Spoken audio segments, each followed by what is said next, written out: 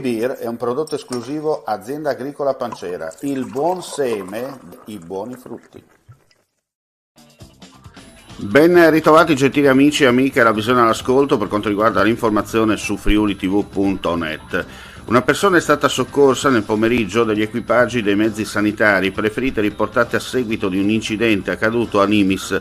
Per causa in corso di accertamento da parte dei carabinieri della compagnia di Cividale del Friuli, mentre stava pedalando in sella la propria bicicletta, si è scontrato con un'auto ed è rovinato malamente al suolo.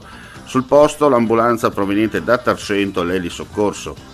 La persona, dopo le cure prestate sul posto, è stata successivamente trasportata in ambulanza a Udine, dove si trova ricoverato in codice giallo. Sarà eseguito nelle forme dell'incidente probatorio un accertamento generico su 10 reperti sequestrati a suo tempo nell'ambito delle indagini sugli attentati attribuiti al cosiddetto Una Bomber. Lo rende noto il procuratore capo di Trieste Antonio De Nicolo, precisando che si tratta di reperti che appaiono ultimamente sottoponibili a tale attività tecnica. Un'operazione straordinaria che porterà ad una maggiore efficienza dell'erogazione del servizio idrico integrato nella provincia friulana, grazie ad importanti sinergie che le società attueranno una decisa spinta verso la nascita di una società multi-utility, acqua più rifiuti. Questo è l'obiettivo dell'accordo vincolante tra il CAFC, Consorzio Acquedotto Friuli Centrale, e l'Acquedotto Poiana, sottoscritto a Udine martedì sera, che dà avvio all'integrazione societaria tra le due realtà con effetti a partire dal 1 luglio prossimo. Un passaggio strategico che prevede il conferimento del 51% della società poiana in CAFC e l'ingresso nella compagnia azionaria di quest'ultima di 12 nuovi comuni soci mediante un aumento di capitale sociale riservato, raggiungendo il numero complessivo di 136 soci.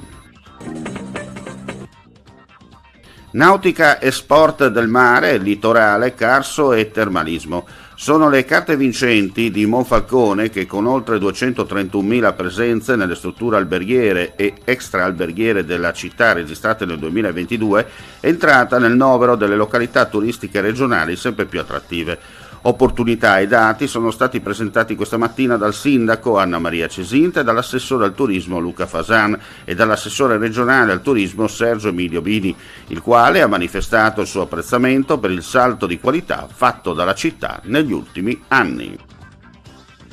Chiudiamo qui questa edizione live, ulteriori news come sempre sul nostro sito friulitv.net.